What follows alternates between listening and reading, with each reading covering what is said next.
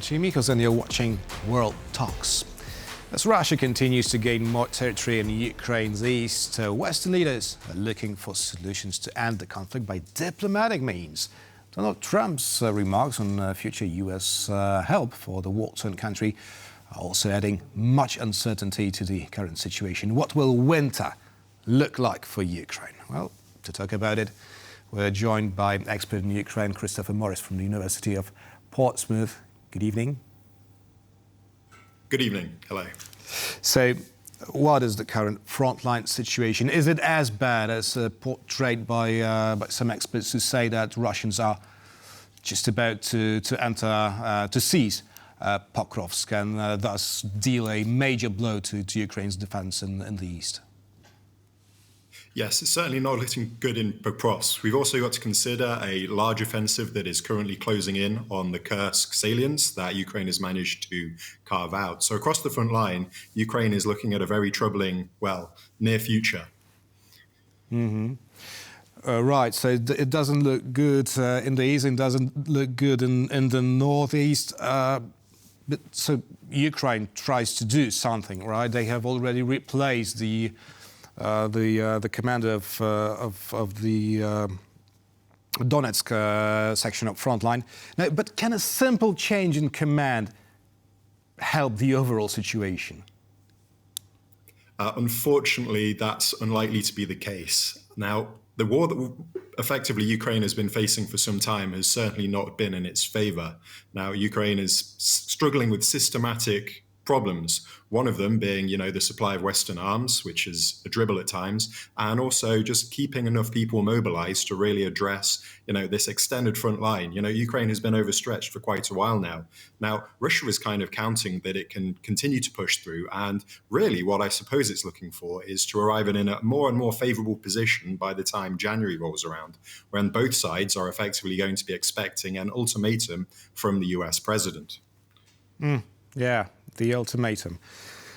Maybe it is coming. No, but is really the problem is the lack of supplies the main problem for the Ukrainian army, or rather the lack of personnel? Because it seems that Kyiv is struggling with replacing soldiers which have been fighting there for the last 3 years with new recruits. Yes, of course, the sheer numbers involved is definitely a consideration. Another factor is that, to be blunt, Russia doesn't seem to like its people very much, whereas Ukraine is, intent on... We've heard this recently from Zelensky. It's, Ukraine is about the people, and maintaining the population is a key aspect of Zelensky's strategy. Russia doesn't really have this problem, so it can endure, for an extended amount of time, severe casualties on the front line. Recently as well, it's been able to enlist North Koreans, significant numbers of those, in some of its offensives. So, there are few nations on earth that are equipped to lose men at the rate and consistency that Russia is losing casualties. And, even if Ukraine is capable of mounting a valiant defense of its territory, the arithmetic is going to stack up in the end. And increasingly, that's what we're seeing. Ukraine is simply struggling to maintain, this tempo of operations, this tempo of losses. And losses are mounting, and it's a huge problem. But show us a light in this very dark tunnel you've just described. There must be some sort of a hope for Ukraine. And I'm talking about, the sheer defense. I'm talking about, in military terms, there has to be something that can be done to stall the Russian progress. Again, if we do see a shift in the nature of this conflict, I think it's unfortunate, but I don't think there's much that, we can do to change the nature of the battlefield. There is no wonder weapon waiting in the wings. There is no, new technology or, lightning offensive that is going to shift the fundamental nature of this conflict at this point. What we can say is that Russia, is facing systemic challenges of its own. It's flattening its economy. It's facing a dip in its currency. Inflation is spiraling out of control. There are I suppose, levers that we can apply to Russia to slow its grinding offensive. And increasingly, we're going to be having to look at, how close is Russia, if not to collapsing, to facing the reality that, in many ways, it's exhausted itself and doomed itself in fighting this conflict. Now, again, that is something that is going to be a key balance as we approach the next few months. It's, what is going to be slowing down Putin? In all likelihood, it's going to be his domestic situation and his economy. Mm-hmm. But do you think that Russian troops will actually stop, once they achieve the, how do the Russians call it, the goals presented in the objectives of the special military operation in Ukraine, something like that, right? So do you really think they will stop there?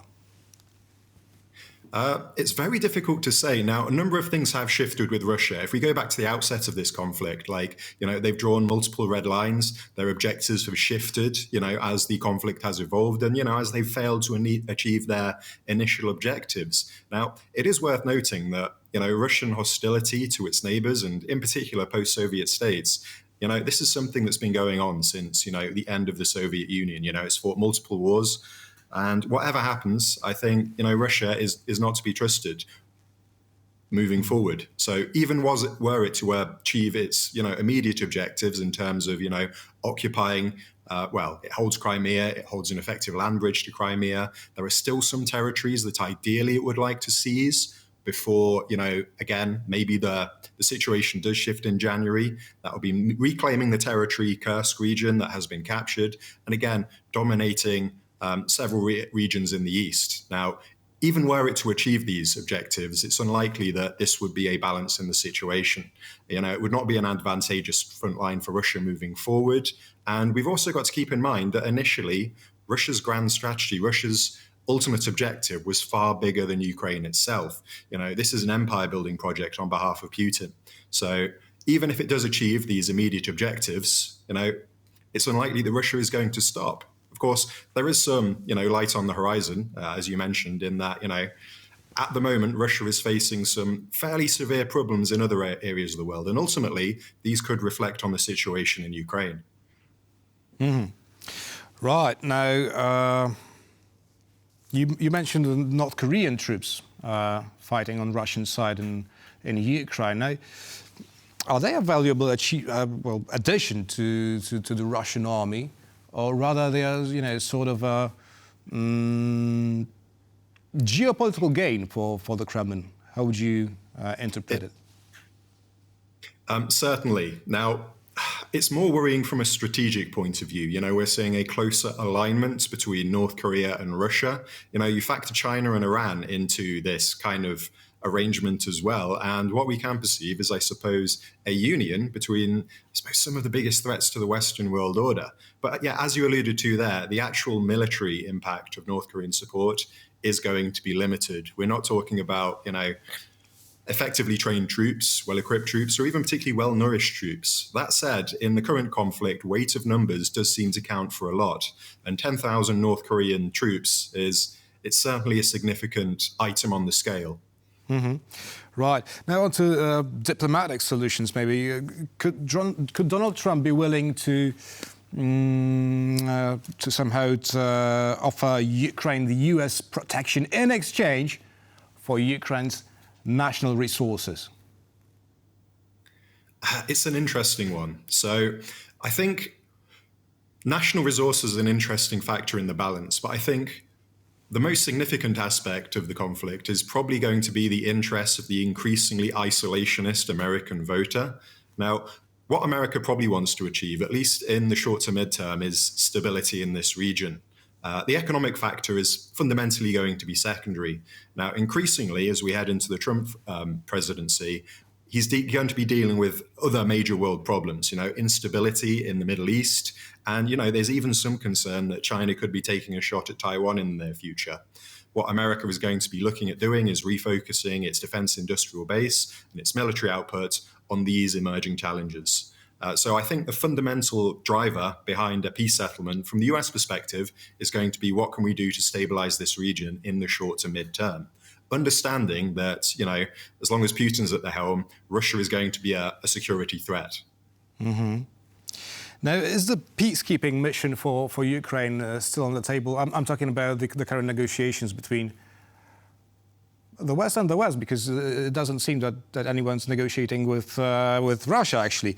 But countries bordering Russia are rather reluctant to send their troops there. It was clearly expressed lately by the Polish Prime Minister. Now, do you see there's any chance for, any hope for this sort of mission after some sort of peace is, of course, achieved in Ukraine?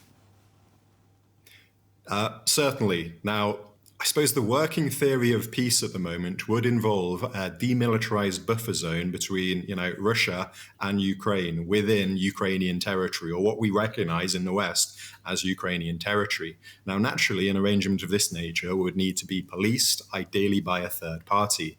Now, understandably, nations are going to be reluctant to get involved in a mission of this nature. Not only would it potentially directly put their troops in the position where they could be facing direct Russian aggression. But, nations have traditionally been reluctant to put boots on the ground in any kind of peacekeeping arrangement. It's going to be an extended period. It's probably going to be an extended commitment as well, lasting some time. And again, it's going to be immensely risky for any nation involved. Russia is, not shy about threatening nations that threaten it or are perceived to threaten it with, nuclear retaliation, sanctions, things of that nature. So yeah, it's understandable why nations would be reluctant to be key stakeholders in any peace deal.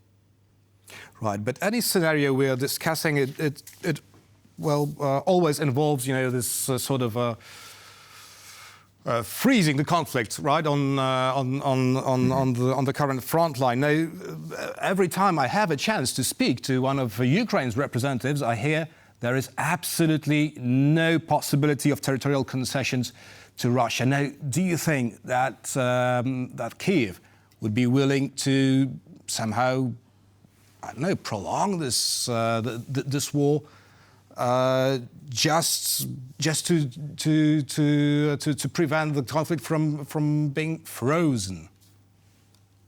Mm-hmm.